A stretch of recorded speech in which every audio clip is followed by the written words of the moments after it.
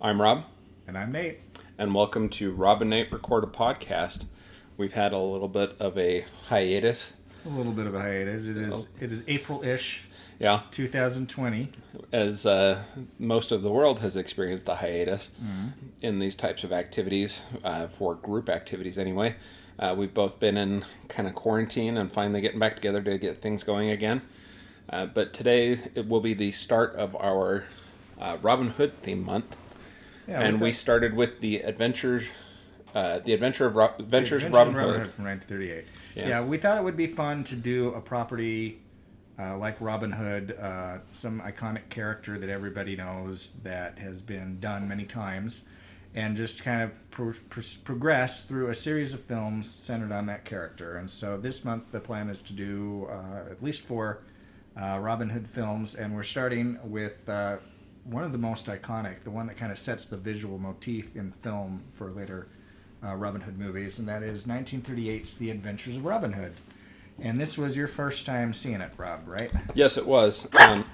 We have a new contributor with us, too. Yes. My wife and I picked up a new puppy named Scout, so you may have heard a little woof from him, and he may try and interject his thoughts at times, though don't take it too seriously because he slept through most of the movie. Yeah, this was my first time seeing this 1938 Errol Flynn version. I've seen parts of it previously, but not in its entirety. Like, I'd seen that scene when he's in the castle for the first time and meets Prince John. I'd seen that scene before, but I had not seen the entirety of the film. This holds up remarkably well for a 1938 film. It's a fun film. I've seen it probably around half a dozen times, and I think the last couple maybe wasn't on the same energy level, but it's really fun to see with people. Yeah. And one of the ways that I've seen it is I saw it about a year ago. On that Megaplex thing? On the Megaplex thing, yeah. Yeah. And that was fun. It was fun to see it with a crowd. But yeah, fun is really the word for this movie. It's what it was built to be, just a romp. The merry men are very merry in this movie, and it's got a beautiful score. It's got a beautiful Technicolor photography. Well, I was going to comment costuming. on how colorful it was for a 1938 film. Yeah, they spent extra money on this, doing the Technicolor process, which was not cheap. Yeah. And they decided that it would be worth doing, and it definitely shows off, especially the costumes. I don't know how accurate these costumes are to what people were actually wearing in the 12th century, but it's kind of this iconic storybook version of what they wore. Yeah. But in terms of the storyline, this is more historically accurate or reasonable than some of the other adaptations, in particular like the Kevin Costner one, which we will be watching at some point, but I'm curious to see how that one holds up because from like a historical standpoint, it's not super close. And this film incorporates title cards throughout to give background information, historical context, which was a real throwback to silent filmmaking. That wasn't something that you saw that much of in a big studio film in the 1930s. Yeah. Except maybe at the beginning, but they cut the action several times throughout to give us some more backstory. One thing real briefly that I guess maybe you can give some backstory before we jump into the plot too heavy is I found it interesting when the movie ended, that logo at the end of the movie, the WB... what was the other part of it? First National. A WB First National film. I'd never seen that logo before. Interesting. You mentioned some of the... Yeah, First National was a studio that Warner Brothers had taken over, and for a brief period they actually released under both the First National and the Warner Brothers logos, and then eventually became Warner Brothers First National, and then eventually they just dropped the First National from the company title. That's interesting. Some of that stuff is kind of interesting film history, but doesn't have any real impact on the film. But yeah, it was interesting to see that logo at the end of the film. So, yeah, there's a lot of interesting historical factoids and stuff about the film. I wrote down a number. Yeah, go for it. That I thought we'd share, and then we'll talk more about the film itself. But The Adventures of Robin Hood was a big deal for Warner Brothers. They put a lot of money into this movie, and I think it shows on screen. So they invested about $2 million in this film, which is around $36 million or so in present day. It made just under $4 million, so that would be 70-something million in today's box office, which wouldn't be considered a resounding success by today's standards. That's the thing, is sometimes it's almost misleading to that's not the word I'm like you can adjust for inflation, but it also kind of misses something. Yeah. Because I think if a film like this were released today, with the amount of money that was spent, well, not even that, but it seems like if you were to make the equivalent of this today and it was an equivalent hit, it would be much more than that $70-something million. Oh yeah, yeah. Because and for one thing, more people would see it. There was a heck of a lot more people in America now than there were in 1938. And more movie-going Americans. Yeah. Yeah. Or at least until last month. Yeah. Well, yeah. But the film won the second Oscar for Best Original Score. The score was written by an Austrian man named Erich Wolfgang Korngold. He was principally composed for the stage and for symphonies, but he did work on films. He would go back and forth from Austria. Uh-huh. And he had a project that he was going to be working on that fell through in Austria. And so they were able to get him to do this score. And while they had him in the United States, the Germans annexed Austria. Korngold's Jewish. His family was Jewish. And so he convinced Warner Brothers to get his family out. And then he, I guess he signed a contract with Warner Brothers at this point. And he did the score for a number of films for them. The Sea Wolf and King's Row, which is a film that I really love, which we may have to do a podcast on sometime. It has a very great score, and this is a very memorable, rousing, jumpy score. The film was, as we mentioned, shot in Technicolor. Technicolor was its separate company, and they had personnel from the Technicolor company that had to be on set the entire time. And, apparently that was something of a pain, but again, the quality of the color is great. It's very vivid. It holds up. It was a 3-strip process, so there's 3 layers that constituted the Technicolor, and as a result, it fades much slower than other color processes, which is why if you see a film with a Technicolor process from the 1930s, it's much more vibrant than some of the lesser color processes that were available at that time. That's kind of interesting, and that becomes a little bit less of an issue in today's standards, and once you digitize a film, of course, that stops, but it was a long time coming before they digitized any of these properties. So the film was, you'll have noticed, has 2 directorial credits. Yes. The first director was a man named William Cayley, who was a quite capable director, worked very consistently. But he wasn't quite up to some of the action sequences, and so they brought in Michael Curtiz to handle those. He was much more versed in that kind of thing. He'd been doing spectacle films since the silent era. The idea to do the film grew out of the success of A Midsummer's Night's Dream, which 20th Century Fox did in about 1935.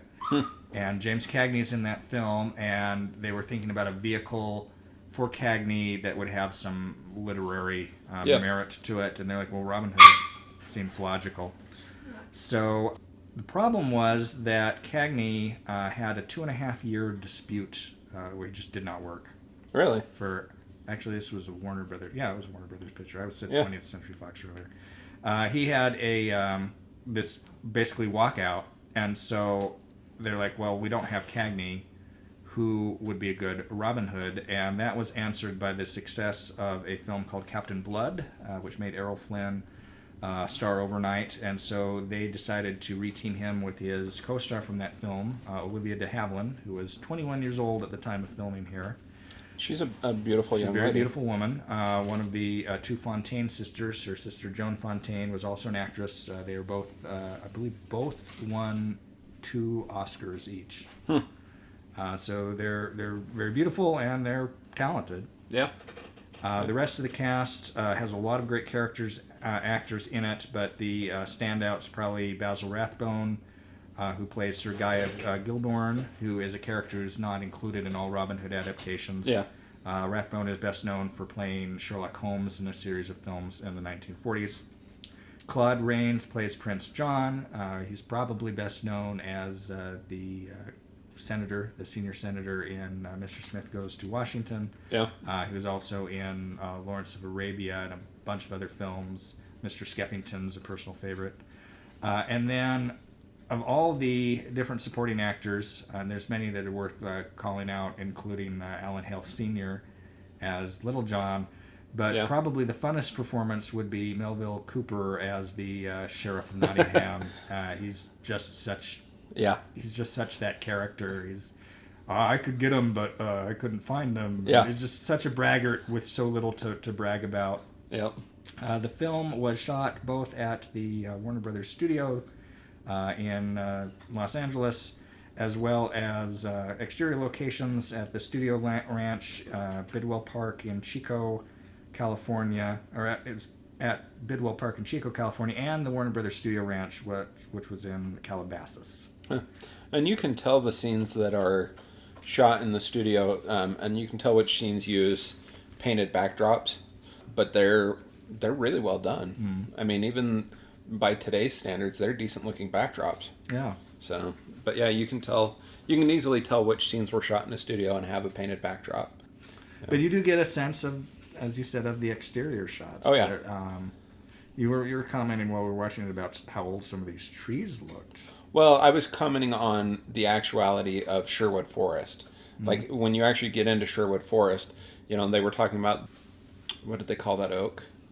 Do you recall what I'm talking about? They were talking about one of the oaks that they were using as a gathering place, but the actual Sherwood Forest has trees that are over 700 years old. Sherwood Forest, I mean, just those oaks in those forests are just tremendously old. And they did have some wonderfully large trees in this film. I didn't pay a huge amount of attention to what type of trees they were, but they did have some nice trees in the film. So, but yeah, the film follows, traditional Robin Hood plots vary a bit, from franchise to franchise. Yeah, in the details is where you have the differences, but they all have the same basic structure. Yeah. Yep, and Robin Hood becomes an outlaw by one means or another. Usually almost always seems to be pretty consistent that there's something involving, the killing of some sort of animals. Seems to be pretty clear, and he's accused of taking the king's deer, or king's animals. This line he has later on where he's talking about him and the married man. We have nothing to eat save the king's deer. Yeah, yep. But he becomes an outlaw and starts fighting Prince John and, in this film, Sir Guy. Guy of Gisborne, and of course the High Sheriff of Nottingham, who plays differing prominence in various versions of the film. He's kind of the comic relief character here. In this film, he's one of them, yeah. And a lot of the traditional Prince... There's like 3 or 4 comic relief. Well, yeah. Well, among the bad guys is the comic relief bad guy. And a lot of the duties that in other versions would fall to the sheriff are taken over by Sir Guy. Yeah. Yep. Who's really kind of the big heavy. Yeah. Even though Prince John is there, he's not there as much. There's a period of the film where he says he's going on to some other communities, just not in the film for a while. And he's a little feminine. He's prissy. It's an interesting portrayal. I'm sure we'll see this more as we go through these versions. But the portrayals of Prince John usually are kind of that type. Yeah. And I wonder how much of that is relatively based accurate. Historical, and how much of that is kind of slander that has worked its way into the historical record. Yeah, from what I understand, it seems to be relatively accurate, but we'd have to do more specific research that I don't know if either of us will end up doing. Yeah. The relationship between Robin Hood and Maid Marian, as is pretty consistent. Maid Marian at first can't stand Robin Hood and grows to fall in love with him. I thought that the interaction, an interesting part of this film was how Maid Marian ends up becoming arrested, for her part in the plot and things like that. She's very proactive. Oh, yeah. Yep.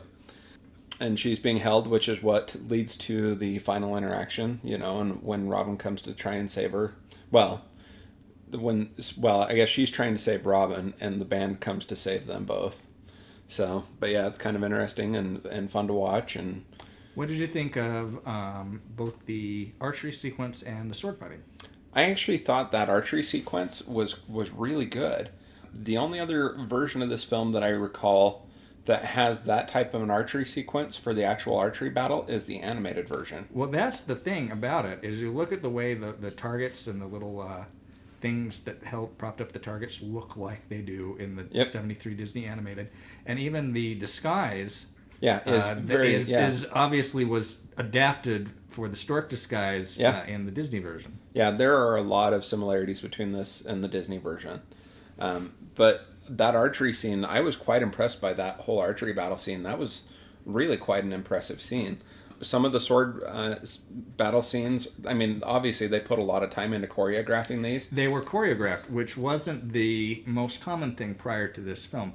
If you go back and you look at clips from the Douglas Fairbanks Sr. Robin Hood that was made in the 20s, it's all just he's improvising. It's like there's no real art to it. And here they spent some time to choreograph these sequences.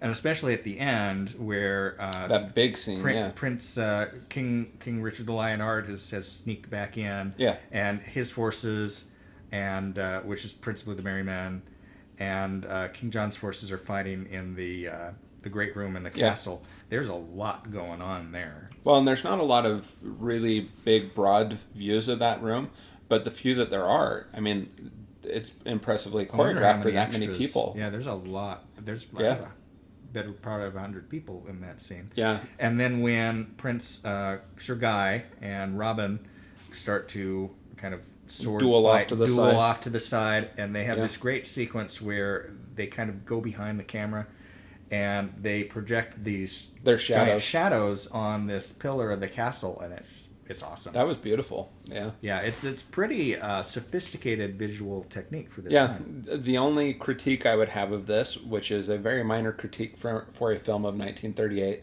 was it was also fairly obvious that a lot of the swords that they their choreographed fencing scenes were using were quite flimsy swords. You saw a lot of swords bending and deforming quite heavily in the scene, but that's a very minor critique. That scene is also referenced indirectly in the movie The Rocketeer. Oh, yeah? You'll recall the scene in which was it Cliff? Was that the name of the... It's been long enough since I've seen The Rocketeer, I wouldn't be able to answer that. But the Rocketeer knocks over some of the set pieces at his girlfriend's shoot. And basically they're making Robin Hood. Okay. It's I mean, the set's very similar, the costumes, the dialogue. Yeah. And Timothy Dalton plays a character in that film modeled off of an Errol Flynn type. And Errol Flynn's an interesting man. This is the first film I can recall for sure seeing of an Errol Flynn film. I'm kind of curious, are you very familiar with his filmography? A little bit. He is Tasmanian. Really? Yeah, he's about the only famous person to ever come out of Tasmania. Huh. He came to Hollywood. His first role, and I forget the name of the film, but he played a corpse. He just had to stand still or lay still in this film.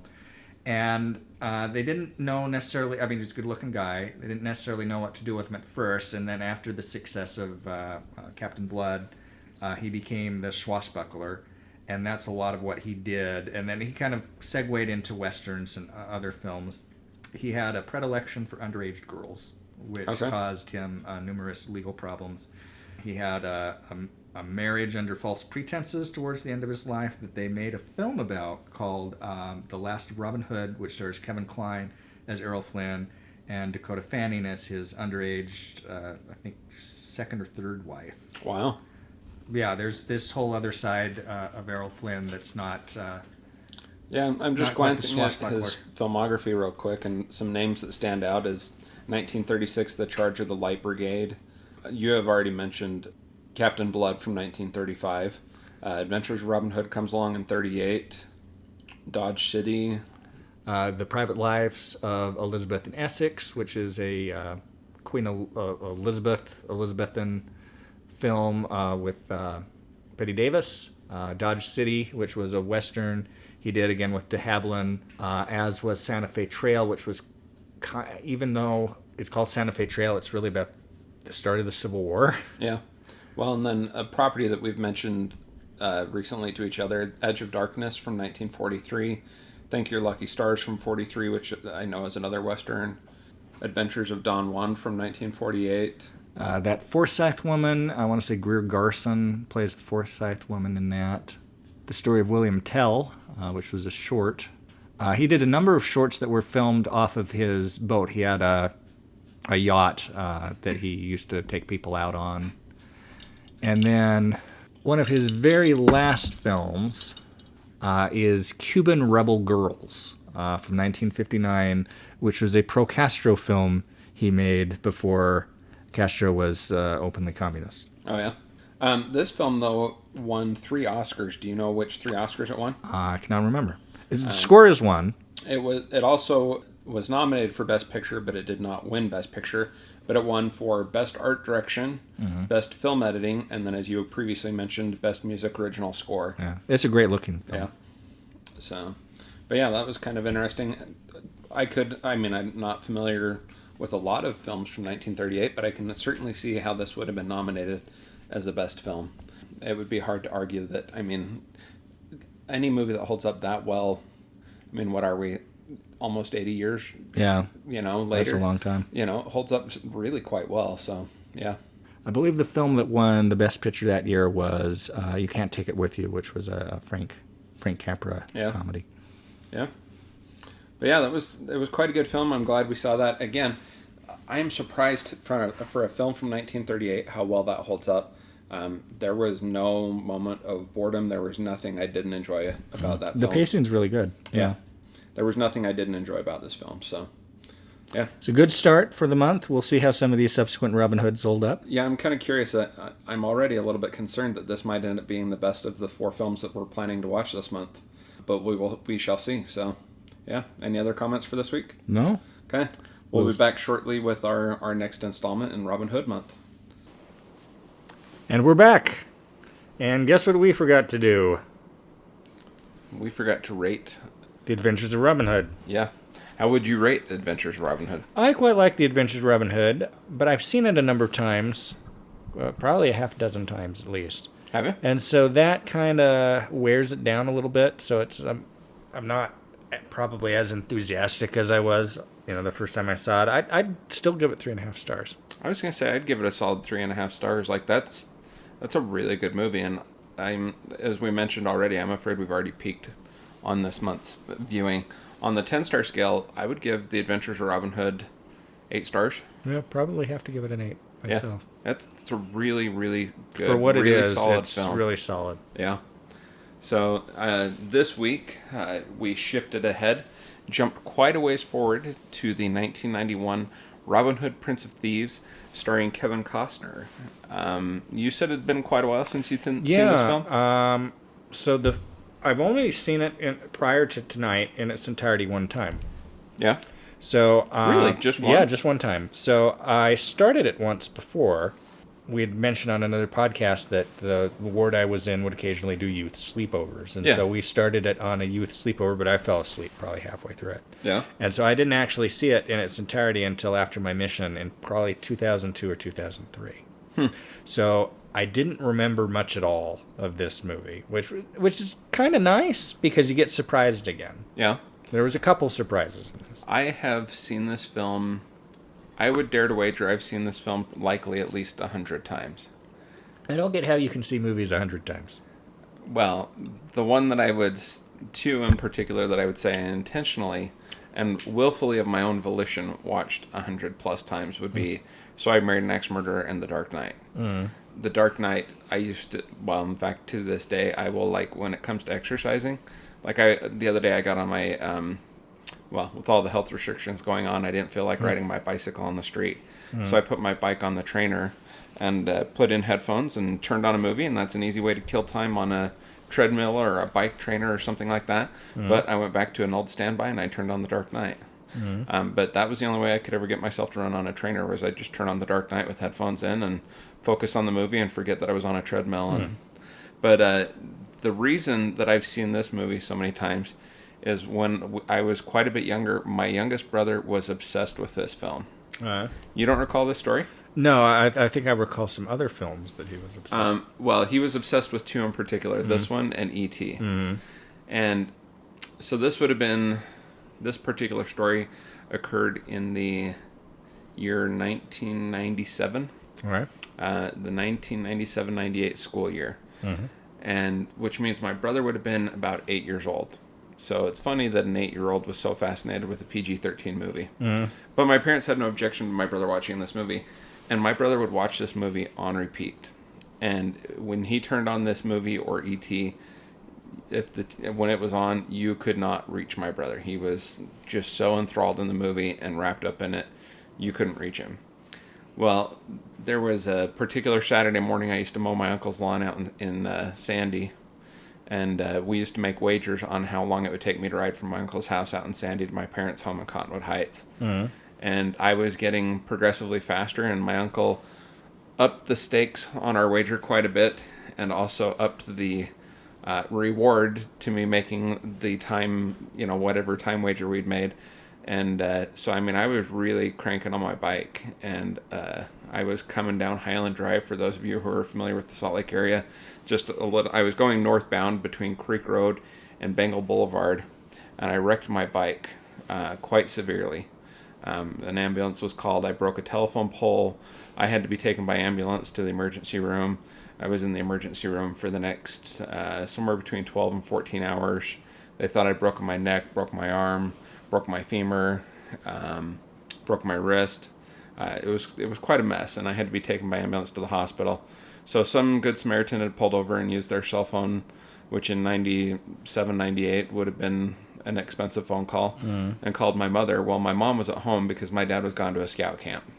And so my mom was at home alone with my youngest brother, but didn't want to take my youngest brother to come and see me being put in an ambulance when she didn't even know the extent of my injuries. Knew it was quite serious, but didn't know the full extent. So my mother, to entertain my brother until my dad could get home from the scout trip, put in this movie, locked the door, and left. Because she knew if this movie was playing, my brother wasn't going anywhere for a couple hours. So she comes to the scene. They put me in the ambulance. She got there about the time that they were loading the stretcher in the ambulance. They had all my various appendages and splints, and my neck. I was wearing a C-collar, and I was on the gurney, and they were loading me in. The firefighters, they were carrying me across the construction zone. The ambulance couldn't drive across the construction zone, so the firefighters had to carry me on a backboard across the construction zone so they could put me on the gurney and put me into the ambulance. And my dad gets home from the scout camp and comes into the house, finds my brother home alone, which was very unusual. And so he goes into the family room, pauses the movie to ask my brother where my mom is, and he simply tells her that Rob had to go to the hospital. She went to go meet the ambulance. Takes the remote from my dad, pushes play. That's all my dad's getting. So my dad put the tailgate down on the truck because he was hauling all the scout gear, told everyone to get out of the way, backed up onto the front lawn and stomped on the brakes so all the scout gear slid out of the back of the truck onto the lawn and took off, and went to the wrong hospital first because he assumed that I would have been somewhere in Sandy. So he went to the Altaview Hospital out in Sandy. Couldn't find us there, so then he went to Cottonwood Hospital, which is where they had taken me because we were closer to my parents' home than my uncle's house. And yeah, it was quite the experience. So I ended up coming home from the hospital with both arms in slings, so I had to do that old, I'm a 16-year-old, but my mom has to take my pants up and down and wipe my butt thing for, a couple days until I could use at least one hand. And yeah, it was quite the adventure. But yeah, so that was Robin Hood, Prince of Thieves made it so my mother could attend to me in the hospital. Indeed. But yeah, so we played this movie in my house, my parents' house, quite a bit because of my brother's obsession with it. Well, there's certainly worse movies to have on in the constant cycle. Yeah, but I mean, I would have to ask maybe I'll ask my brother before this month is up. But I'm curious how many times he would say that he's watched this movie. But he probably watched this movie twice a day for months and months and months. So, yeah. Then it became E.T. He was obsessed with this first, and then E.T. You would think it would be the other way around. He saw this one first for whatever reason. But yeah, so I've seen this movie quite a bit. I had not seen it past the year 2000. I've probably only seen it maybe 3 or 4 times. Today might be the 5th at the most. So, but yeah, I thought it held up reasonably well. I think it does. Yeah, it's fun. Yeah, it is less true to the traditional Robin Hood narratives. It's interesting that they still fit in a number of the iconic imagery, but not necessarily on Robin Hood. Like I noticed, this was the first viewing where I really reconciled, Robin Hood in the Scarecrow outfit, or whatever from Adventures Robin Hood. This time they have Will Scarlet wearing that outfit, but they still fit it into the movie. So, I guess real quick before we get much further, another interesting connection to this film. In the very beginning of the film, when Robin Hood gets back to England, and what's the young boy's name? The one that's in the tree. Do you remember Yeah, what yeah. I'm talking about? Mm-hmm. Anyways, the young boy's up in the tree for having killed the deer, and the soldiers are chasing him up into the tree. Those dogs that tree him are Afghan hounds. And the actual dogs used in the movie belong to a guy who lives about 6 houses down the street from my parents. And those dogs, they terrified us as kids because when they stand on their hind legs, they're quite tall. And so he had a taller than usual fence, and the dogs would stand up and stick their head over the top of the extra tall fence. He had it was taller than usual, so it must have been over 6 feet tall, and they could still stick their heads over the top of the fence. Do you recall how the dogs got in the movie? There's got to be a story. He that's what he did with the dogs, was they were in movies. Oh, really? Yeah. So, I mean, they were in a number of movies, but we remembered it because they were in Robin Hood, Prince of Thieves. And so everyone in the neighborhood remembered those dogs for that movie alone. So, yeah, a couple interesting connections to the film. So, Indeed. yeah. What other initial thoughts do you have on the movie? Well, it's good. The thought that I had, and I remember expressing this thought the first time I saw the film all the way through back in 2002, 2003, is Robin Hood in this movie is an American. Yeah. Yeah. And Christian Slater, too. Yeah. But we find out later that there's a little more of a reason for that. But he's an American. Yeah. And they don't even attempt to They don't change even it up. attempt. Just in his obviously in his voice, but in his bearing and his attitude, and Yeah. there's little moments like when Little John's wife, and that's an interesting thing, giving Little John a family in this movie. I kind of like that. Yeah. And Little John's wife wants to be involved in rescuing her son when the Sheriff of Nottingham's kidnapped her son and is going to kill him along with some of the other merry men. And she wants to go along, and Little John doesn't want her to. And Robin Hood says, "Okay, you go here." Yeah. To the wife, it's like, "Hey, he's a progressive man. Yeah. This is early '90s progressive Robin Hood." Well, but it fits the narrative that they use in this one of, he's really doing more to band them together, and if they want to defeat the Sheriff of Nottingham, our good villain Alan Rickman, then they all, not just the men, everyone must band together.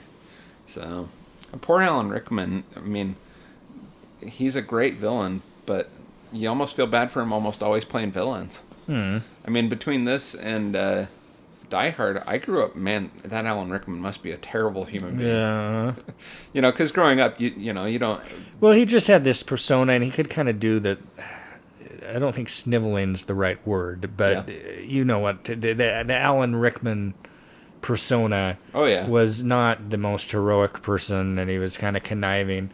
And the first thing that he did, not as a movie, but he was on screen, was a British miniseries called The Barchester Chronicles, which is an adaptation of a couple novels, some 19th century English novelist, I'm forgetting who.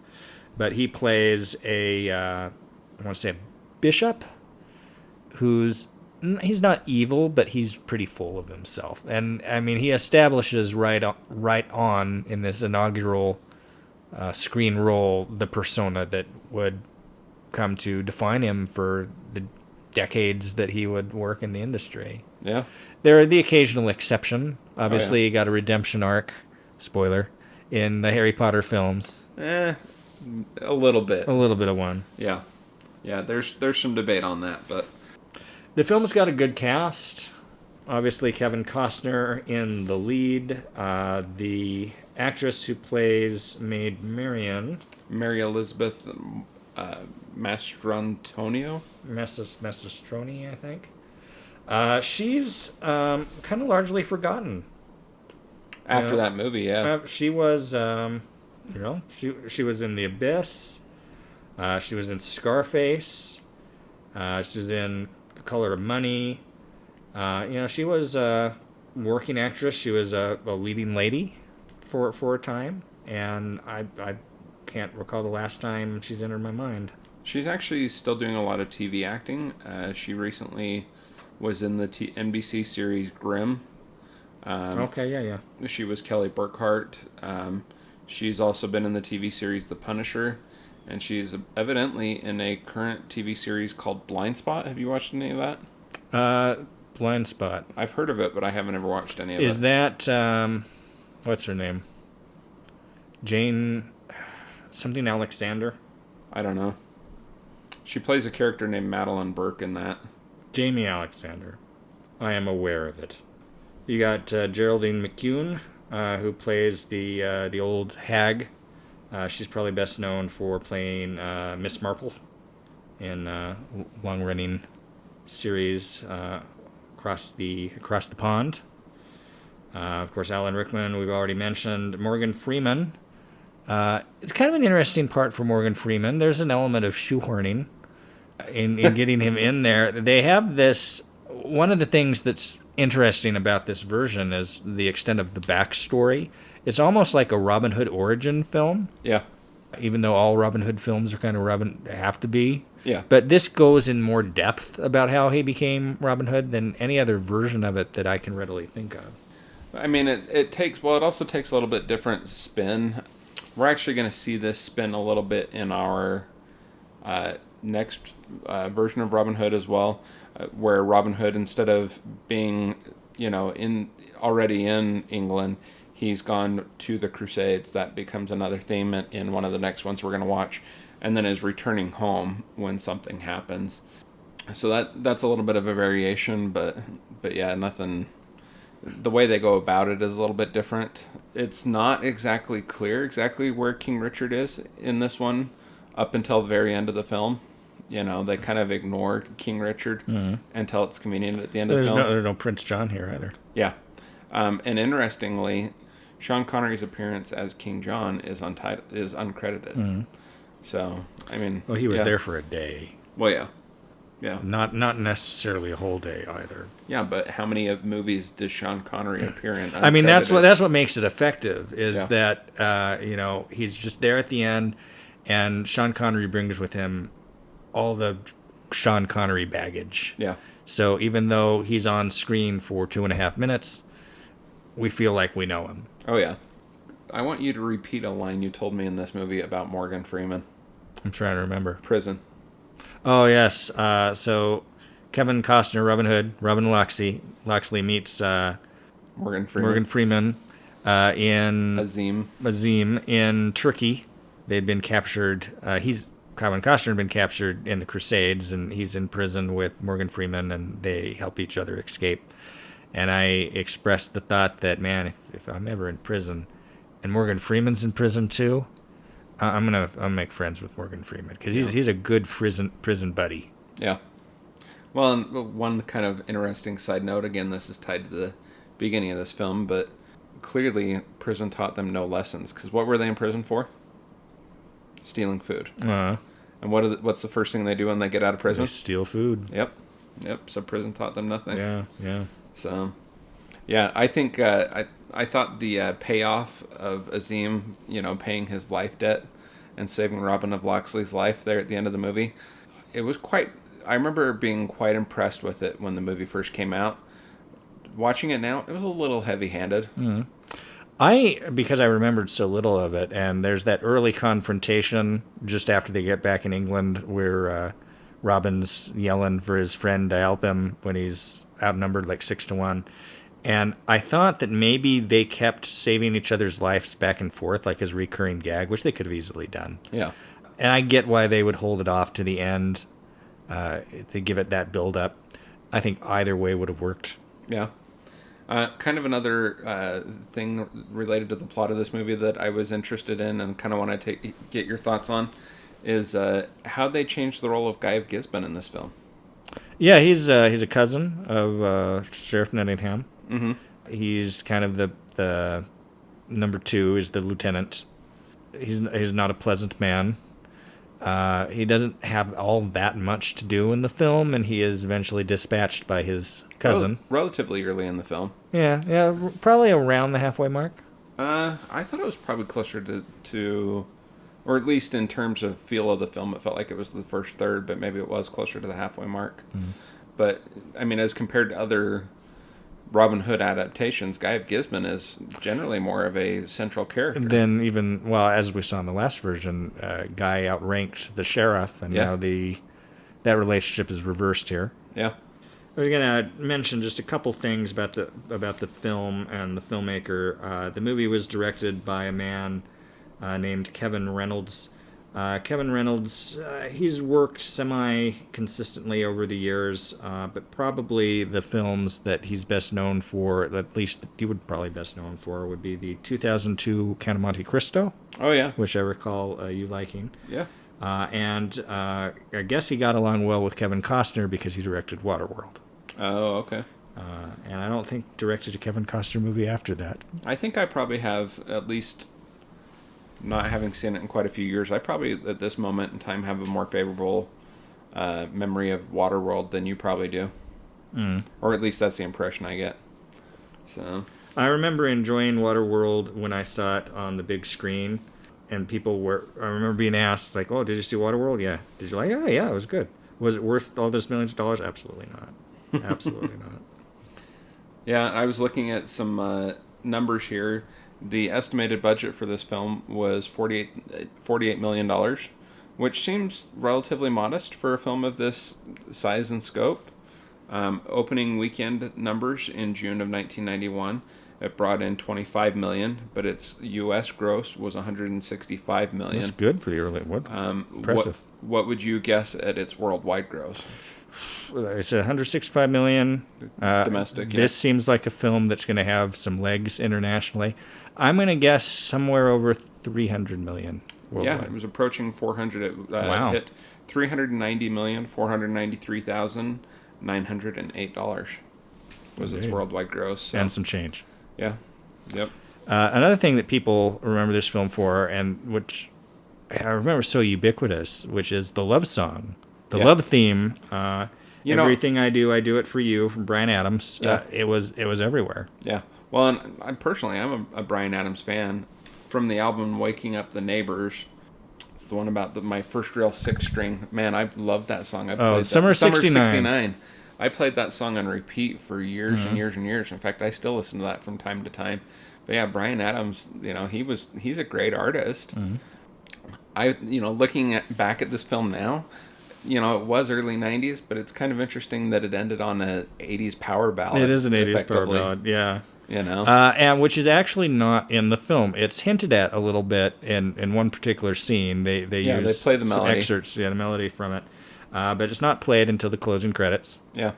Which I think is probably right. It would be weird to have that song in the middle of the film, given the 12th century setting. Yeah. But it was nominated for Best Song. That was its only Academy Award nomination for this film. So, indeed. The music itself, the score is pretty good. You can tell there was at least some collaboration with Adams on it. But the score was done by a gentleman named Michael Kamen. Michael Kamen was principally a director or a scorer of action movies. He did Die Hards and he did Lethal Weapons. He also did Mr. Holland's Opus. Yeah. So he wrote Mr. Holland's Opus. He actually has some level of talent in that. And this is a good score too. It's a memorable, rousing score. I'd say it's not quite on the level of the score of The Adventures of Robin Hood. Yeah. But it's a solid score. Something that was interesting to me, especially for a film of the early 90s, this film had a fair number of strong one-liners. Just one-line, quick punchlines and, quick-witted moments that wasn't characteristic of the early 90s. All right. It was, none are standing out to me, long term or would make, the memes of today. But I was impressed by how many good one-liners there were in this film. I hadn't recalled that part of that. Any other thoughts on this film? Well, one thing I thought was interesting about it is how religious it is. And I say that with a little bit of an asterisk.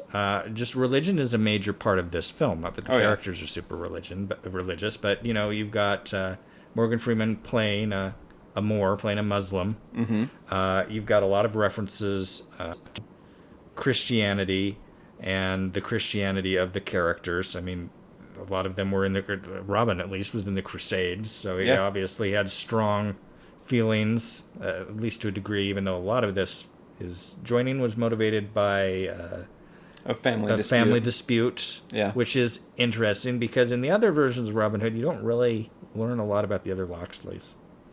The next version we're gonna watch, you're going to. Yeah. Have you not seen the Russell Crowe version? I have not. Yeah, you're gonna learn. That one gives the Locksleys a lot of backstory. Yeah. So it could almost be a WB series, the Locksleys. And then they just stretch the Robin Hood backstory out over 5 seasons with a lot of sleeping around. Yeah. Have you watched the BBC series Robin Hood? I have not. I've seen a few episodes of a Robin Hood series that was made in England in probably the 50s, 60s. Okay. The little half-hour ones, but you're talking about ones from probably the early 2000s? Let me pull it up real quick. And then also on the religious elements of this film is the Satanism. Uh-huh. And the occult practices of the sheriff and his the crone that turns out to be his mother. In fact, we got a couple interesting family reveals in this movie. They kind of parallel because you get the reveal of Robin Hood and Will Scarlet being his brother, and then the reveal of the Sheriff of Nottingham and the witch lady being his mother. Which I wonder if that was structured as an intentional paralleling. Well, I honestly even wonder if that was real or if she was just telling him that. Just telling him that to get what she wanted. Yeah. I kind of believe it was real. Yeah. It explains a lot of her actions. Yeah. But the presence of Satanism in this film makes me wonder: is this movie a satanic panic film? This would have been right around the end of that. Yeah. The early 90s. But yeah, kind of. Yeah, one of the podcasts I listened to, she's actually writing a book on the Satanic Panic, which is what made me laugh. So, but yeah. No, there's a BBC version of Robin Hood that aired from 2006 to 2009. I've heard of it. Stars Jonas Armstrong, Gordon Kennedy, Sam Troughton. It was Lucy Griffith plays Maid Marian. It was a pretty good series. It started off quite strong. It kind of lost its way a little bit towards the end. But the first couple seasons of that were really quite pleasant, and I enjoyed that quite a bit. You might want to check that out at some point. In terms of Robin Hood stuff in it, and especially a serialized Robin Hood, it did a pretty good job. Yeah. So, should we do some final thoughts? Yeah. What would you rate this film? This is almost the definition of a 3-star movie. Yeah. There's certain weaknesses in it. We watched the extended version. It's too long. Yeah. I picked out a couple scenes that I could tell were in the extended version that weren't in the original. And yeah, there's occasional issues with pacing, but it's got a really strong final act. Yeah. That final act kicks butt. Yeah, it's very crowd pleasing. It almost was a little bit long, but it's very well paced. It's got a good tempo to it. It maintains itself pretty well through, and then they don't drag out after the final action scene too long. Yeah, you have the little the wedding epilogue, the wedding. Yeah. But yeah, I'm kind of in the same boat as you. I think this is a solid 3-star film on the 10-star scale. I'm trying to decide if I would give this any higher than 7 stars. 7 or 6. Yeah, somewhere right in there. Interestingly, on IMDb, its aggregate rating is 6.9 stars. So kind of in that, we're kind of falling in the same range as seemingly most other people on this. But yeah, I mean, the 1999 Robin Hood, Prince of Thieves, I'd say there's not a reason to avoid seeing this film. You mentioned we watched the extended version, which was 2 hours and 23 minutes. The original, it's saying this is 2 hours and 23 minutes too. So I don't know why it was saying we watched the extended. It felt long. I was expecting this thing to be about 2 hours. Yeah. So, but yeah, it's a solid film. It holds up reasonably well. I don't think it ages poorly necessarily in any particular way. Yeah. It's you could show it to a 13-year-old kid. Yeah. And there wouldn't be issues with pacing. I don't know that I'd show it to very many 8-year-olds, but that's a different story. At least not letting them watch it 100+ times. But that's life. So, any other thoughts on Robin Hood, Prince of Thieves? No, it's worth seeing. Yeah. Okay. We will see you soon watching the Russel Crowe version of Robin Hood. And then you want to tell them, well, I guess we'll tell them what we're wrapping up with later on. So, yeah. See you shortly. So something I put together, I was aware of this before we watched the last movie, but I put it together afterwards, is that the Sean Connery cameo at the end is a reference to the fact that Sean Connery had starred in a Robin Hood movie, almost said a James Bond movie, which is true. He starred in several James Bond movies. But he starred in a Robin Hood movie in the 1970s called Robin and Marian, where Audrey Hepburn in 1976. 1976. So having him show up as Richard at the end of Prince of Thieves would be like if Errol Flynn had survived and shown up as Richard at the end of Sean Connery's Robin Hood. Yeah. And today we did not get a similar Kevin Costner cameo here, though that would have been all off in terms of age range. Well, here's an interesting note that I was going to mention. Different context of mentioning the same Sean Connery film, Robin and Marian from 1976. Do you recall how old Sean Connery was in 1976? Been in his mid-40s? He was 44 when he made that film, which was released in 1976. And Russel Crowe surpasses him as then becoming the oldest person to portray Robin Hood, because Russell Crowe was 45 in this film. Indeed. Russell Crowe has aged relatively well, although I have read on numerous occasions that the criticisms of him being the oldest Robin Hood caused him to do some serious crash dieting right before this film. I think it's fine. I don't know. There are criticisms of this film that... which, by the way, is the 2010 Robin Ridley Hood. Scott Robin Hood. Yeah. There are valid criticisms of this film, but I thought it was relatively well done. Robin Hood traditionally would be a little bit younger. Which was actually kind of an interesting take on it, to have a maid Marian also in her... She got to be around 40 at the time, right? Kate Blanchett. I don't know how old she was at the time that they filmed this. Let me see if I can figure that out real quick. She's right 51 now, so she would have been 41 at the time that they filmed this. She would have been in her 40s, although Kate Blanchett can always pass younger. But I also liked that they were not trying to make Maiden Marian overly flattering in this film. She was in a lot of ways, I thought that this was a more realistic portrayal of a lot of aspects of a Robin Hood story. For me, the Russel Crowe age thing worked because, the tradition of the Robin Hood story is Robin Hood has been off on the Crusades with King Richard the Lionheart, and is returned from the Crusades and then becomes an outlaw. Well, so to have such a young Robin Hood being the outlaw and all of these other films is kind of, I don't know whether to say a misnomer or, do you understand what I'm getting at? But and you had said that Scott had conceived of this, or approached this revisionist take on Robin Hood as kind of an origin story. So it is also kind of odd that it's an origin story, but it also features the oldest Robin Hood. Yeah. Well, and I'm trying to find the sourcing on this real quick, but there was supposed to be a sequel to this film that was scrapped because the studio wasn't happy enough with the box office numbers. Yeah, it really sets up a sequel at the end. Talking about box office numbers, this film cost about $135 million to make. It grossed $321.7 million at the box office. So there would have been a modest profit, because when you talk about a contemporary film, you got to basically double its budget for the advertising. So if you double its budget, you're talking about $270 million altogether spent on the film. See, the figures that I saw, including advertising, estimated around $200 million. $200 million as the budget. As the budget, okay, yeah. Including advertising. And then I saw the same. I had the figures I was looking at was the same $361 million in receipts. Because the doubling is just kind of a rule of thumb, point of reference, but that's based on today. This is 10 years ago. So, that's still a pretty handsome profit of 120-something million. Yeah. It's not bad, but it wasn't good enough for the studio to greenlight that sequel, even though I was genuinely a little curious about what the sequel might look like at the end, even though my overall perception of this film is not as rosy as yours. Yeah, I mean, like I said, I can see some of the criticisms of this film.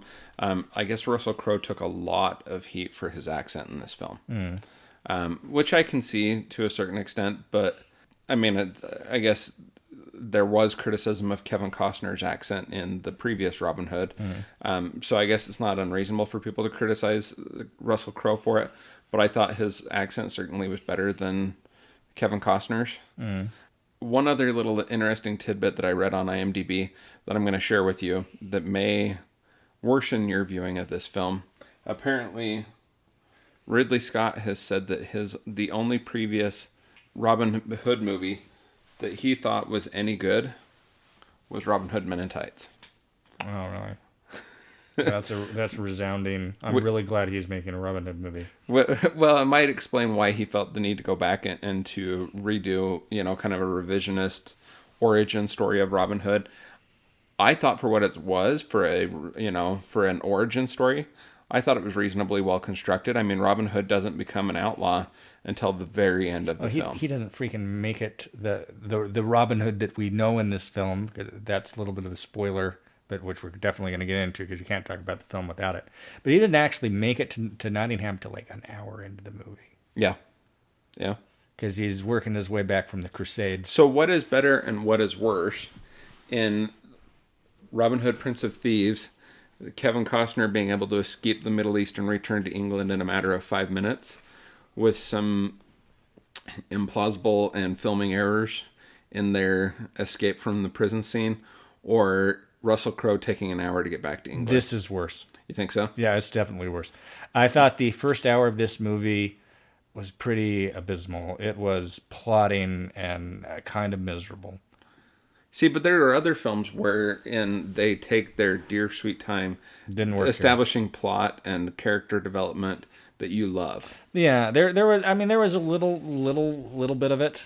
I mean, you've established your Godfrey character, who is in other renditions of Robin Hood is your Guy of Gisborne, and his relationship. They could have done this in half an hour instead of an Philip. hour. I think if they'd done it shorter, you'd be criticizing the lack of plot of character development for some of the auxiliary characters. I don't think a lot of these characters really need very much development.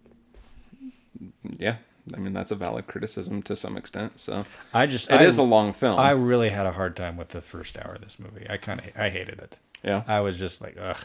Yeah. So this movie is about 2.5 hours long. We saw the director's cut. Yes. Which is nominally longer than the theatrical cut. Yeah, I mean, comparing it to the theatrical, because when I purchased it, I got both.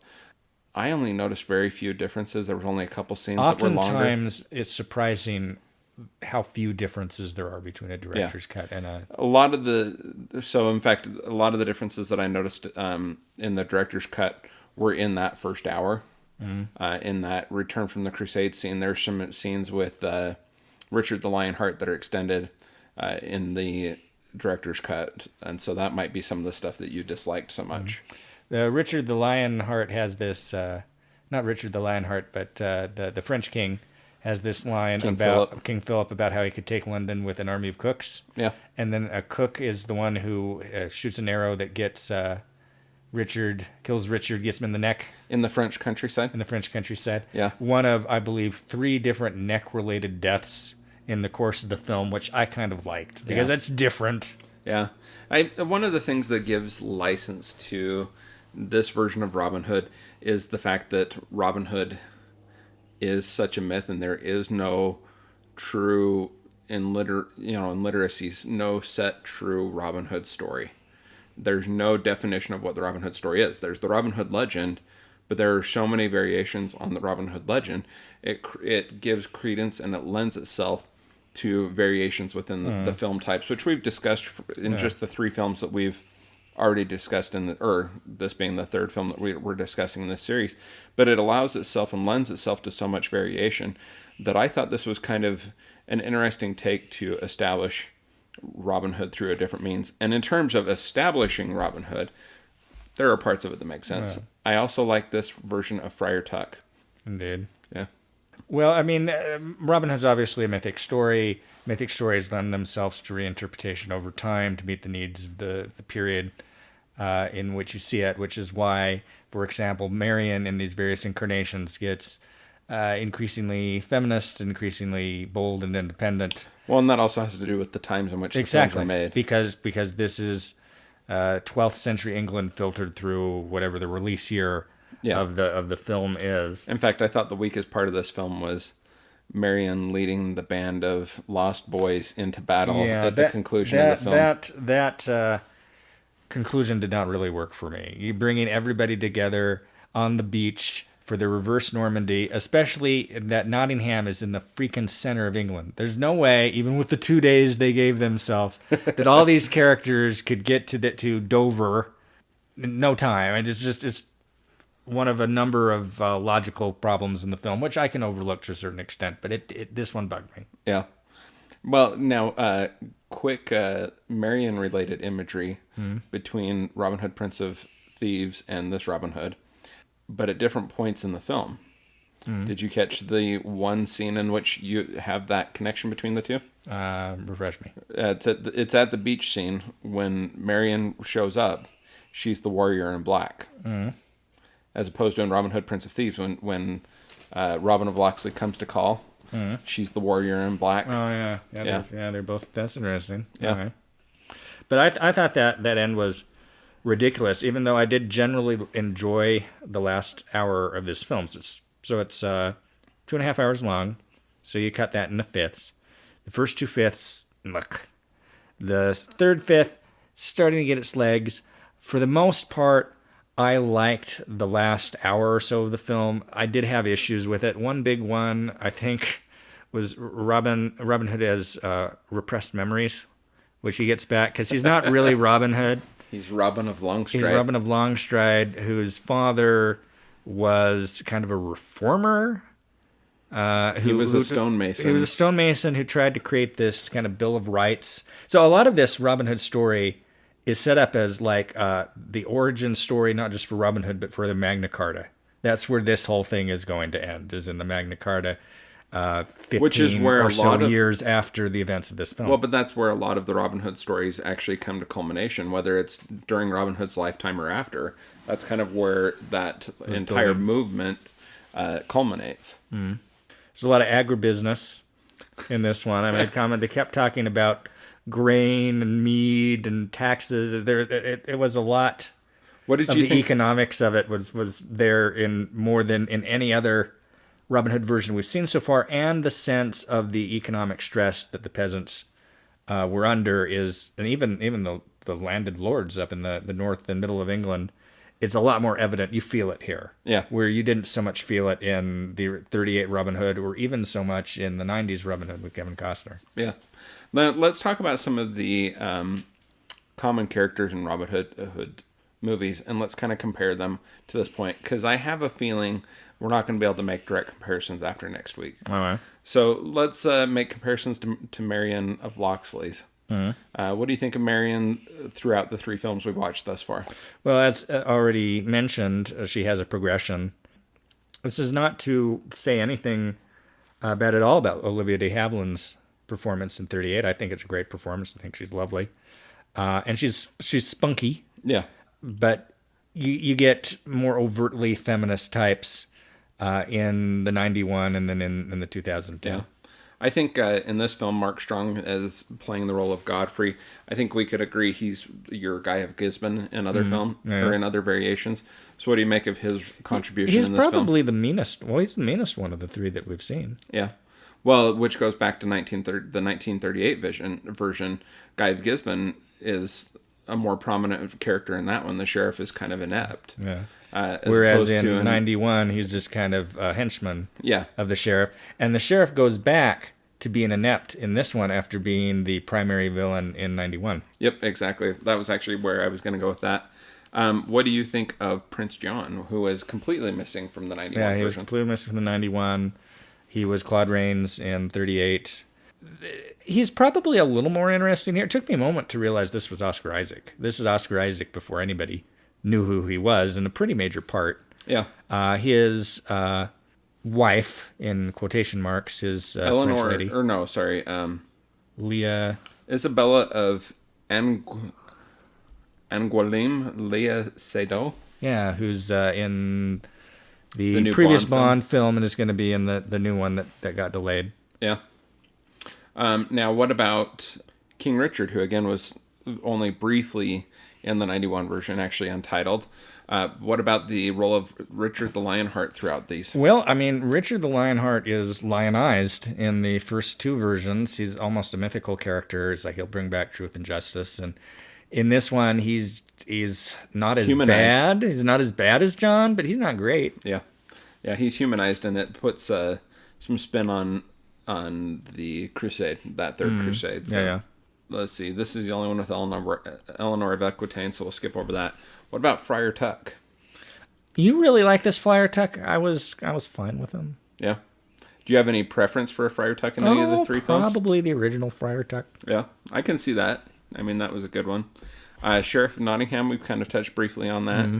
I think I like the weak Sheriff of Nottingham personally. Yeah. So, Little John in this version played by Kevin Durand, who is a lead on a show I watched on FX called The Strain. Yeah. There's a number of actors in this, including Scott Grimes as Will Scarlett, who is like, I know that guy from something. Yeah. In fact, we had seen a Scott Grimes film already when we talked about Critters. Yeah. Him being the juvenile male lead in Critters. Yeah.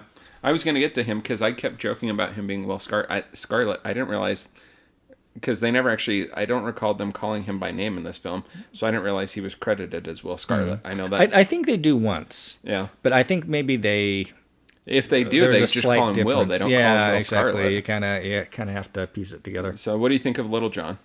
Little John was fine. I think he's better in 1938 in this version than he is in 1991. The 1991 Little John was probably a little over the top. The triumphant, the Friar Tuck, the Little John, the Will Scarlett. There's probably the least of them here. They're probably the least central to the story. They get the least screen time. Well, yeah, you gave a lot more arguably screen the least time interesting. Yeah, I mean, with introducing Max von Sydow as Sir Walter of Locksley, which is you know, we had to see Pops Locksley alive for a while. Yeah, it was fun to see him in that. Yeah, and then Alan Doyle played Alan Adale, and then Sir Robert Locksley was Douglas Hodge. So that's kind of a little bit of a twist, not having Sir Robert Locksley be... Because again, the story is Russel Crowe is in the Crusades. He says something pisses Richard off, and so he's in the stockades for a while. But when Richard is killed, somebody lets him and his immediate associates out. His band of merry men. He stumbles upon a dying Robert of Locksley, who was returning the crown to England. The crown, yeah. So he takes over that role, they take the knight's clothes and they take that role of returning the crown to England. Their intention is to escape the boat before they actually get to England and be free. But take it straight to London. They get a little drunk and oversleep and have to deliver the crown to London, which sets up much of the plot of the remainder of this film. But they take what reward they get, and they originally intend to divide up, but Russel Crowe decides to honor the agreement he gave to the dying Robert to return his father's sword to his father. His father, in a kind of sneaky sitcom-ish way, decides, you're going to take the place of my son, which... My son's been gone for 10 years. Nobody's going to recognize. And if I say you're my son and she says you're her everybody's going to believe us. Yeah. And William Hurt's in this, too, as basically the prime minister, the king's hand. Yep. And they all just kind of know who he really is, which I didn't maybe would make more sense on the second viewing, but they all kind of intuit, oh, he's actually the son of this other guy who we really liked that was they don't actually put it in together till later in the film, because when Robin Longstride appears at the Locksley property and is introduced to Sir Walter of Locksley and introduces himself as Robin Longstride, Locksley reacts and says, Are are you trying to like pull one over on me or something? You know, he gets upset at first when he says that he's Robin Longstride.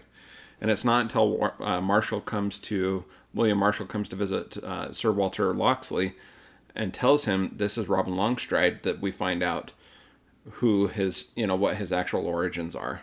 So, but when William Marshall comes and meets with Walter Locksley and is told that he's Robin Longstride, he reacts instantaneously as well, just like Walter Locksley did. So, yeah. We should talk a little bit about the Lost Boys. Okay, so we always have the recurring theme of the haunted forest in Nottingham, and that everyone's afraid of the forest. And in this instance, it's because the Lost Boys, the boys of the families who are struggling in the villages, whose parents have gone off to the Crusades. Yeah, who have taken off into the woods and are surviving, you know, just barely by thieving and hunting in the woods. They're wearing semi-elaborate animal masks. I presumably of animals that they've killed. But yeah. It's a weird little touch. Yeah, I mean, it works in the middle of the film when Marion is out in the woods trying to help them. She's essentially their social worker. Yeah, which she is in every rendition of this film. That part of it's more believable, and you know, Robin Longstride obviously makes a connection there, and you know, he starts helping to train them, things like that. And it does start to set up for the merry men in the woods later on. Yeah, and it gives them a base of operations to go to after the king goes against his own word. John has promised, in order to enlist the help of these northern gentlemen in fighting the incoming French, after he finds out that his best friend Mark Strong was really a traitor and he was really working for the French. So he needs to get support real quick, even though people don't like him because him and his brother and his father taxed him too much. But he's like, I will pledge to sign this Charter of Rights if you fight for me. So they're like, we'll go all fight for you. But Robin gets all the credit. He's the one that the French essentially surrender to, and John, that hurts his ego, and so he decides... Well, I thought that part of the battle scene was actually really entertaining, that John is just fighting his own men. Yeah. And they're literally just keeping him at bay with their superior sword skills. And then at some point, William Marshall, who's sword fighting King John, just stops him and is like, "Sir, they've surrendered." You know, and that's the guy he's been fighting for a period of time now. So, yeah. Yeah, so he decides to disinherit Robin and make him an outlaw, and there's a price on his head. And so him and Marion and Will Scarlet and Little John and such go and join with the Lost Boys in the woods. They have a already set up base of operations. It struck me at the end that they go off to be communists. They're out there, and they have this closing narration by Cate Blanchett that's slightly communistic. Yeah. But is mostly about we need to...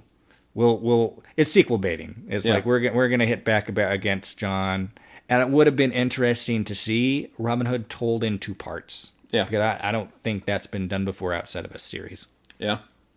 Another thing you kept commenting on as this film progressed was you kept commenting on the music. So what do you actually make of the music in this one? Well, the music sounds much more authentic-ish to the time than the 80s power ballad we had before, or even the Central European waltzy sound of the 38 Robin Hood. It was good. I liked it. The music. I liked the soundtrack of this film integrated with the film. There's a couple songs in it that was kind of interesting. There were the one on the boat and then the One Night in the Bar. Those were really fun. But yeah. Or not the One Night in the Bar, when they get out in the woods that one night. That was a fun song. Yeah. There were some good songs. But yeah, it was... The score's fine, but it's not memorable. Yeah. Well, you kept making fun of it as it went. I was kind of curious why. Well, I was just kind of joking about the vaguely Enya-esque quality to it. Yeah, I thought it fit the context of the story better. I thought this was, in terms of integrating the music into the storyline, this was probably the best integrated of the scores. But it's not going to be an award-winning score or anything of that nature. Speaking of award-winning, let's see what awards this might have been nominated for. It was nominated for a number of things, but it won basically nothing. It won a SAG award for Best Actor. All right. So it was nominated for a bunch of other things and other more minor awards, but the SAG was probably its most well-known, so most well-known win. Well, that was actually its only win. It was nominated for a number of other things, but that was its only win, so. Oh, apparently Russel Crowe had grown his hair out for this role. So in the movies Body of Lies and State of Play, he was wearing a wig to cover his long hair. And then right before they started filming, he decided to cut his hair short. Really? So he was wearing wigs in those films, and essentially for nothing.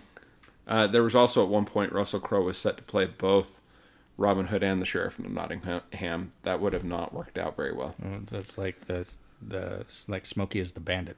Yeah. Would not have worked. I think those are the only other things worth mentioning.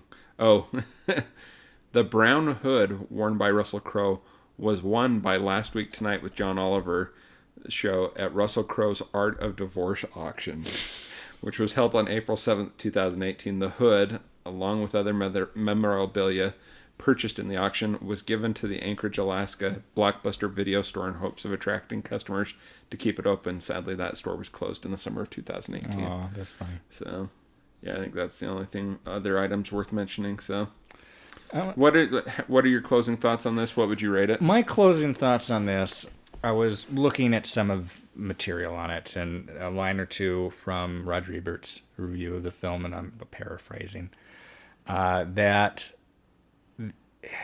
these films, these incarnations of Robin Hood, they just get darker and blander.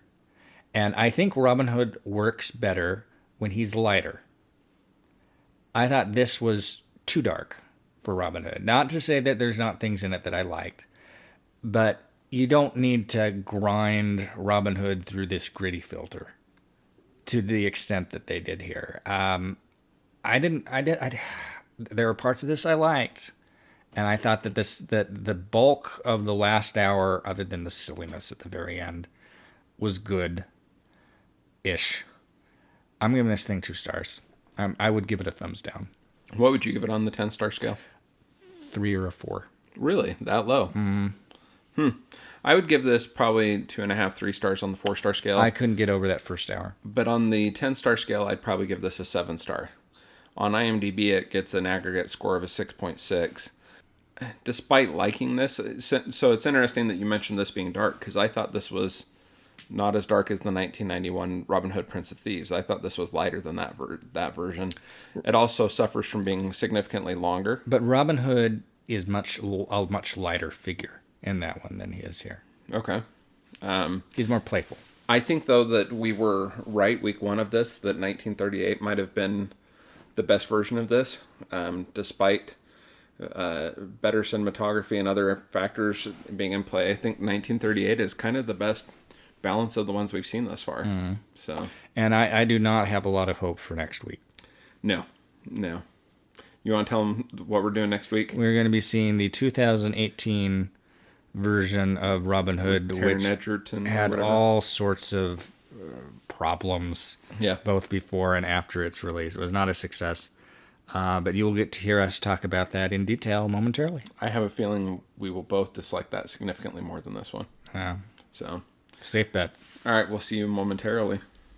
Welcome back to our 4th and final installment in Robin Hood month.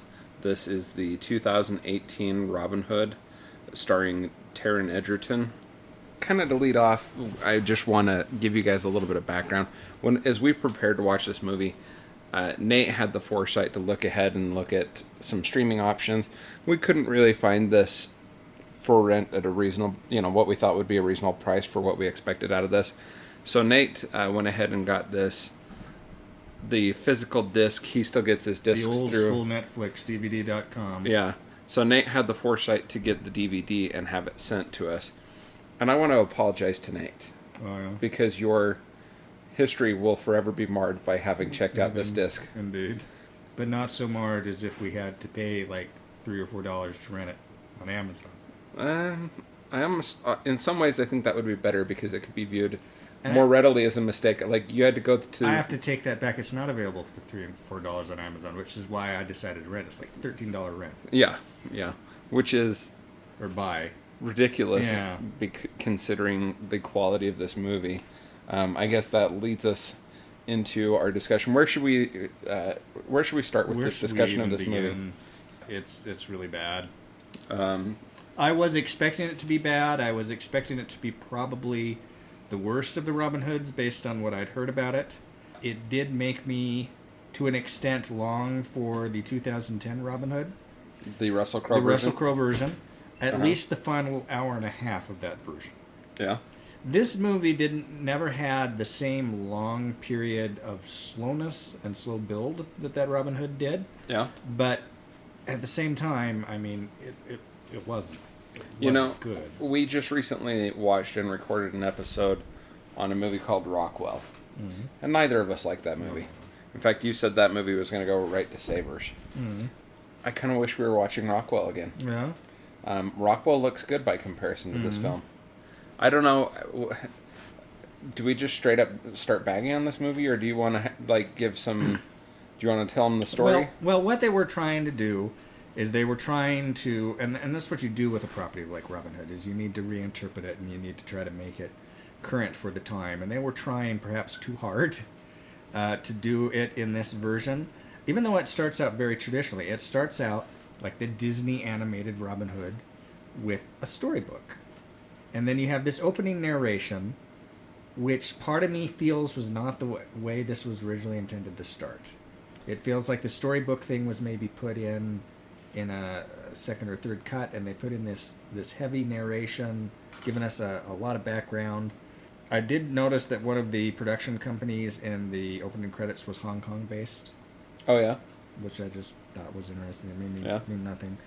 But see, I thought that speaking of those opening credits, I thought that the, traditional storybook opening combined with the heavy narration, I thought that they were just very opposed to each other. Yeah. They're very contradictory. One of the first lines the narrator says is, "This isn't a storybook."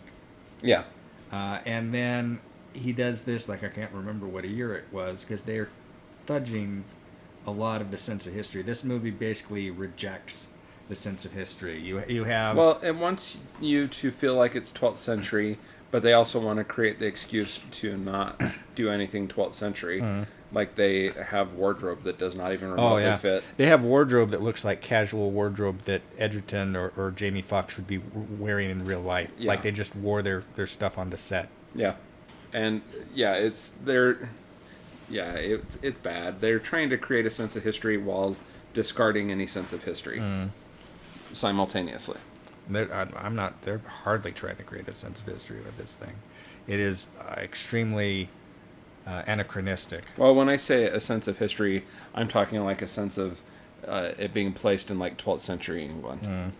Though this barely seems to be set in England, or at least in any semblance of England as we would know it, and at the same time, this goes a lot of places. So Tom Edgerton is Robin Locksley. He's a wealthy cat, though we never see any of his family.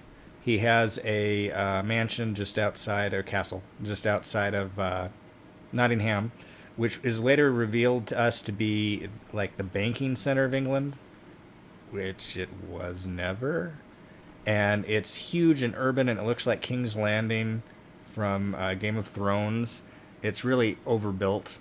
Anyway, he gets drafted to go into the Crusades. Literally drafted. He gets a draft notice. He goes to the Crusades, where he serves in the war in Iraq. And while serving there in the war of Iraq veteran Robin Hood Locksley. Like Saudi Arabia. It is Saudi Arabia, they say. He meets Jamie Foxx, who they later decide we'll call him Little John. Yeah. He does but his Little John is the English translation. The English translation of his name, and he appears to be the Morgan Freeman part from Prince of Thieves. Not really. Yeah.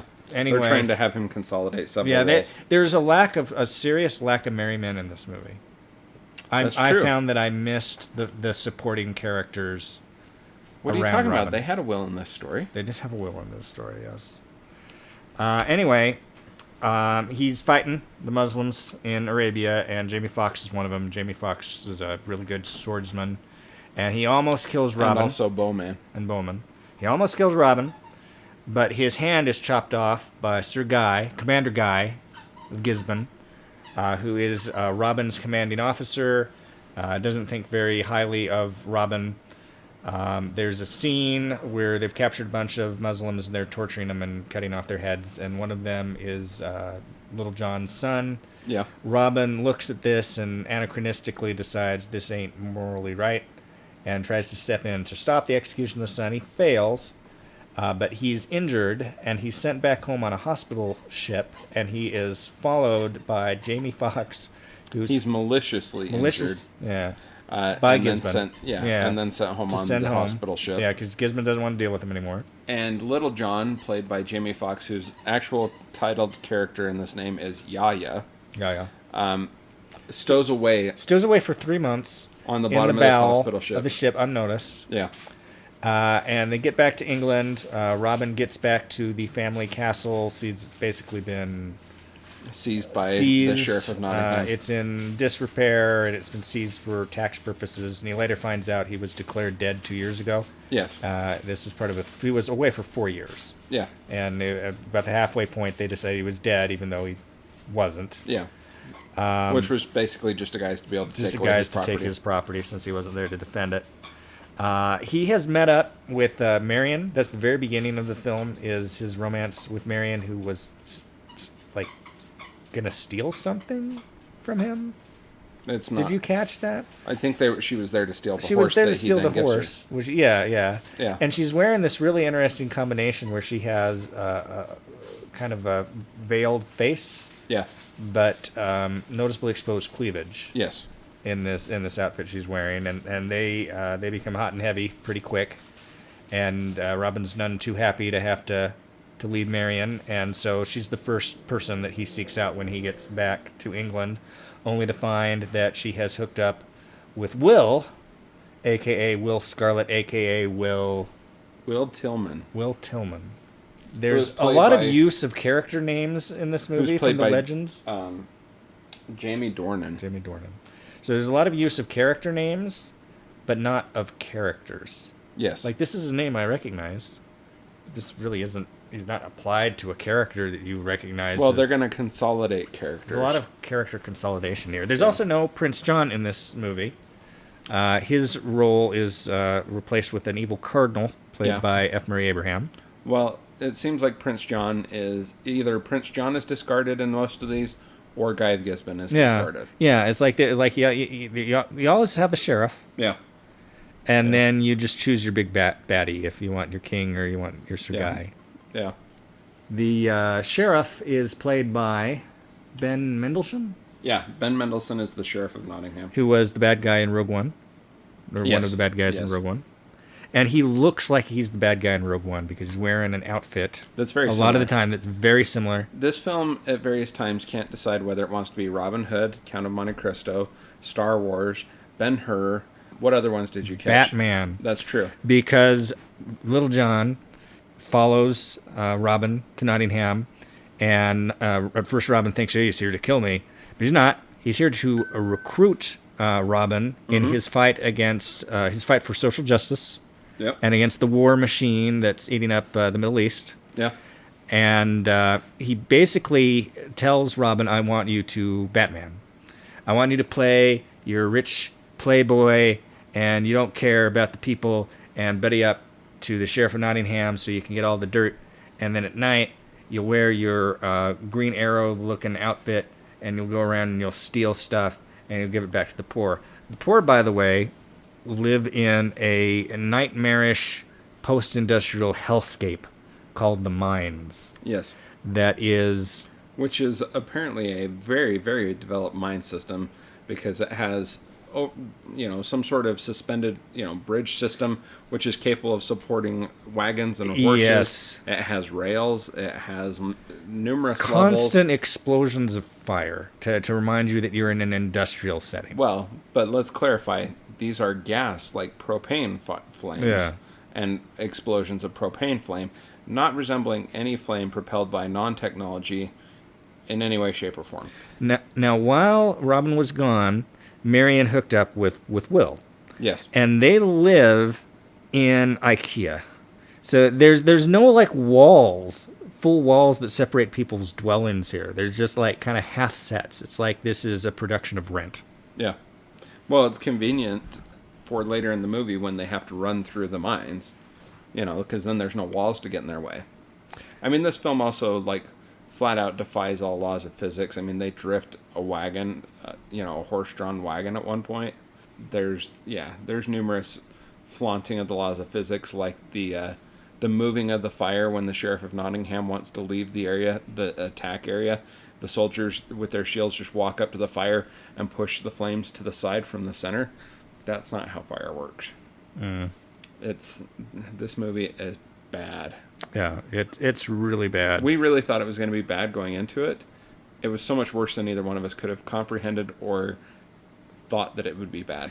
And the thing is that for probably about the first half of it, I was kind of, I wasn't. There's nothing here. This film lost me about 2 minutes into it. Right, like it wasn't good, but like it was just kind of like neutral, like meh.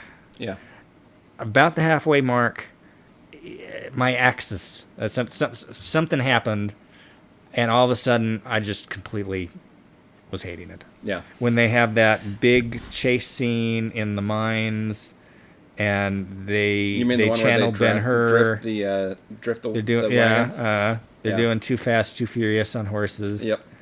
And it's a really ridiculous Hey, you movie. got your Fast and Furious movies mixed up. That was Tokyo Drift. This was Tokyo Drift. Yeah. Nottingham Drift. Yeah, exactly. There's also a weird political element to this film. Before we move on much further, you said it lost you that far into it.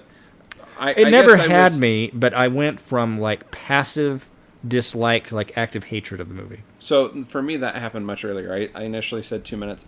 To be honest, it was closer to like 5 minutes. But your heavy-handed introductory narration gave you a reason. It says, hey, discard... let me make sure I phrase this correctly. It says something along... It creates an excuse not to give you any backstory, and then it proceeds to give you backstory. Forget everything you've heard.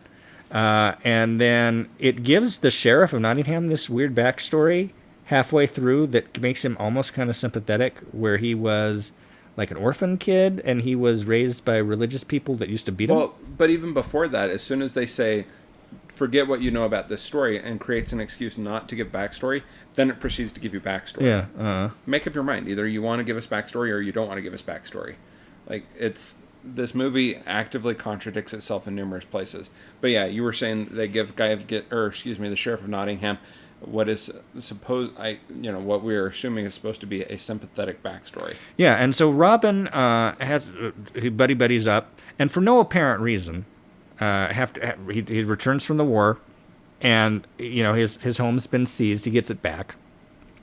But he's instantly like, I want to be your best friend, Sheriff, for no apparent reason. The apparent reason is because Yahya tells him... Well, that's the reason. Yeah. But I don't get why anybody buys this. I don't get why the sheriff buys this. Because it was convenient, and because there's no backstory, and because there's no plot that follows any reasonable narrative. And the Hood, our superhero Batman bad guy, shows up at the same time that Robin, one of the few people with the resources to pull this off, reemerges, and nobody assumes, hey man, the timing. But he didn't have the resources. He gained the resources by stealing. Remember, the very first thing he does is knock off the toll bridge, and that's what gets him his money to donate to the Sheriff of Nottingham to get into the sheriff's good graces. But the sheriff just assumes he has this money, which he should know that he doesn't have because he's already seized all his assets. But he just got back from the war. He could have won all sorts of riches in the war.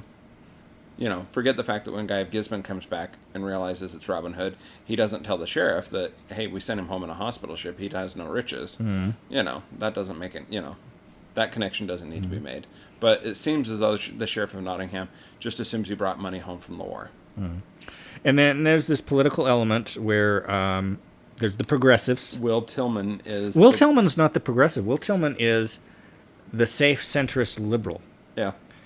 Who is trying to organize the poor people at the mines, and who eventually is forced into an alliance with the more... It's like party bridge building. He's Joe Biden, and Robin Hood is Bernie Sanders.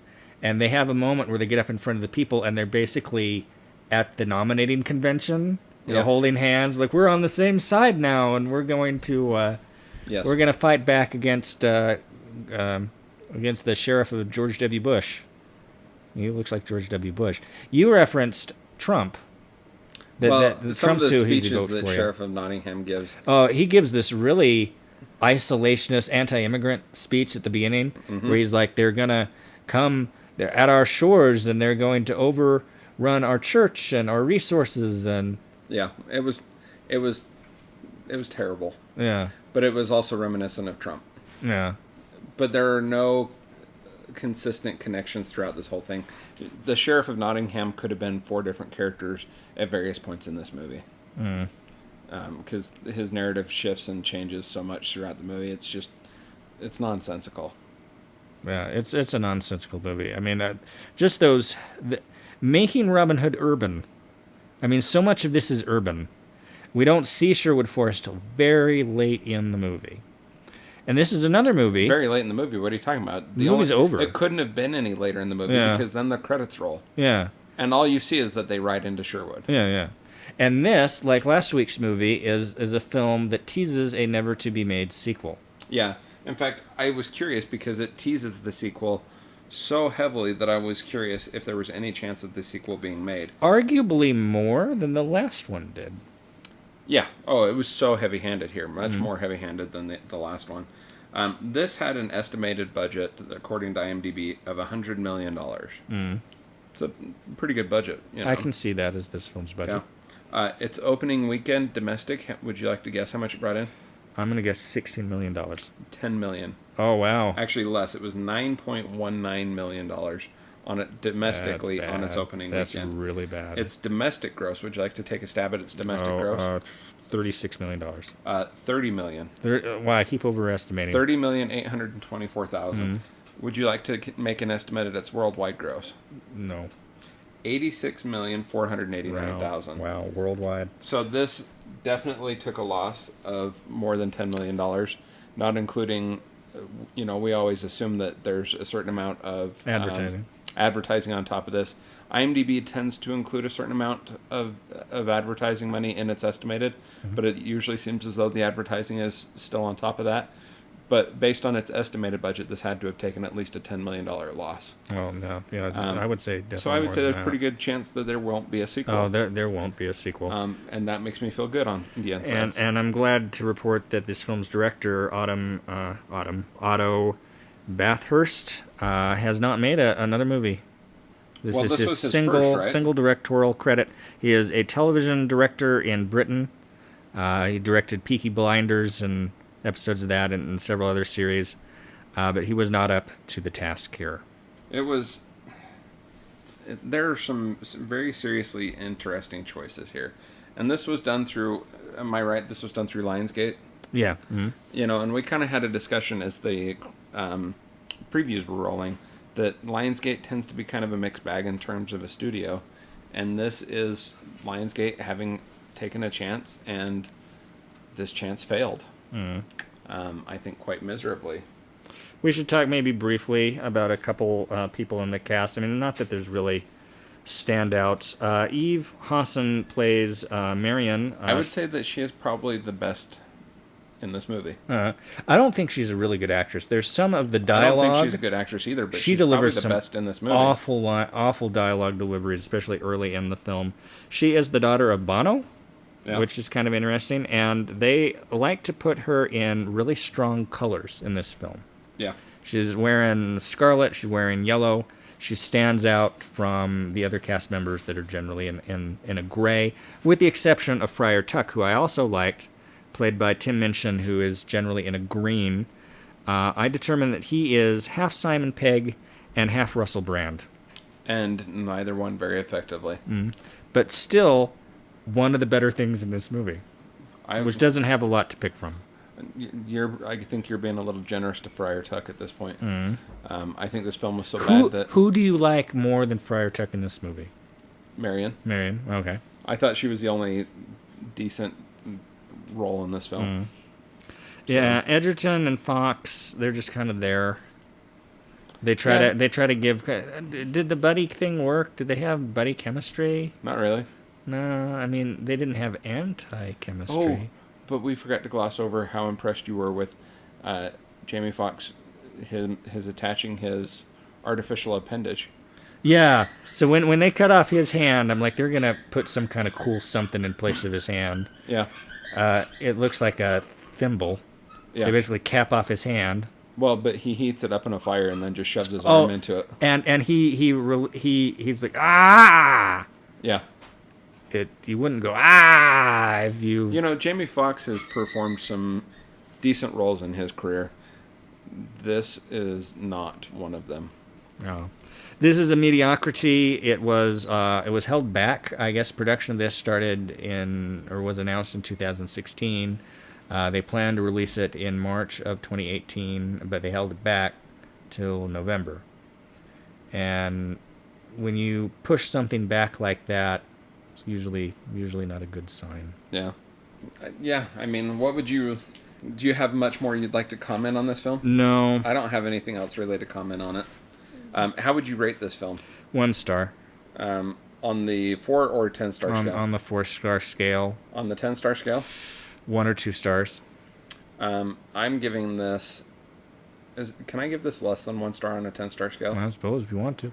I mean, at best on the 10 star scale, I'd give this 1 star. On the 4 star scale, I'm going to go ahead and give this 0 stars. You're gonna give it not even a half? No. Not even a half star? That full 0. Yeah. This was more painful to watch than anything else we've watched. This was worse than the Star Wars Christmas special. Really? This was harder for you to watch than the Star Wars Christmas special? This lost me, like I said, in the opening narration where they said, you know, here's an excuse not to have any backstory, but let us give you the backstory. I was just like, forget it. It also probably didn't help that this was our 4th Robin Hood movie. I don't think that made any difference. No, I think it still would have. If we'd watched it first, this still would have been. Yeah, and I agree. I mean, I enjoyed our last installment in the Robin Hood franchise. So I was looking. You know, at that point, you could say I was looking forward to something else, perhaps something different. So this was just so poorly done. I mean, you commented at one point while we were watching it. I mean, we had such a rumbling commentary on how bad this film was. It kind of made me wish we'd recorded while we were watching it, just to record our reactions to this in real time. But at one point you commented on why didn't they just go and do a modern Robin Hood where they just forget all the backstory, forget setting this in mid-century, 12th century because England, they set it in an urban setting and just basically do it. It's Robin Hood and Batman. Yeah, and you said why not do that? I think even if it had been a bad version of that, I would have enjoyed that more. Yeah, because it would have been something different. Because this seemed like it was trying to do both the 12th century England and the modern Robin Hood superhero movie. It wasn't committing at the same time and failed at both. Yeah. So I think we all pretty much know where we're going to land on this, but we should do our rankings of these 4 Robin Hoods. I think we are going to be in solid agreement on this. And we had speculated this would be the case from our very first one, but I feel that it was a steady digression over the course of the decades as we worked our way through. I would say that my favorite was The Adventures of Robin Hood from 1938, followed by Prince of Thieves, then the 2010 Robin Hood, and then this pile of crap. I would change the order of your second and third. 1938 was easily the best. It was the most fun, most consistent. I actually like the Russel Crowe Robin Hood better than the Prince of Thieves Robin Hood, and this is so far down the scale. I don't even want to know if I want to refer to it as number 4. Is there any other version of Robin Hood that we could watch to put in ahead of this? I mean, there's the BBC America series, which easily ranks way ahead of this. I don't know what other versions of Robin Hood we could watch, and then we discussed possibly doing this in a month, is the 73 Disney animated. Yeah, Robin that's a Hood. good one. I mean, it's been a few years since I've seen that. I'm curious whether that would have ended up as my number 2 or my number 3. I as I mentioned before, I like the Russell Crowe version. I've always got a soft spot in my heart for the Disney animated version, though the Disney animated version is pretty darn close to the 1938 Adventures of Robin Hood. Yeah, it's very much cribbed from it. Yeah. Quite effectively so. Yeah. Any other comments on this movie or Robin Hood month in general? No, this was kind of a fun experiment. It was fun. Until this week, it was fun. Yeah. I enjoyed watching all of the movies except for this one. There are so many versions of Robin Hood that we could theoretically do another Robin Hood month. Yeah, I wouldn't be opposed because to that. You've got maybe a year down the road. The silent Robin Hood with Douglas Fairbanks Sr. Disney did a live-action Robin Hood in the early 50s. There's Robin and Marian with Audrey Hepburn and Sean Connery. There's the 73 Disney animated. There's a lot of television adaptations. There's a heck of a lot of Robin Hood out there. Yeah, maybe in a year or so we'll have to revisit this, but yeah, this is not one to add to your list. Yeah. This was rated PG-13, which might be the only redeeming quality of this film is it wasn't rated R. They might as well have made it rated R. It wouldn't have helped or hurt it at this point. Yeah, I don't really have anything else to say on this. No. Okay. So we ended on a little bit of a flat note. We started out rich and we ended up poor. Yeah. We robbed from the rich to give to the poor. Indeed. That's kind of a fitting ending. All right. Well, I'm Rob. And I'm Nate. And this is Rob and Nate Record a Podcast.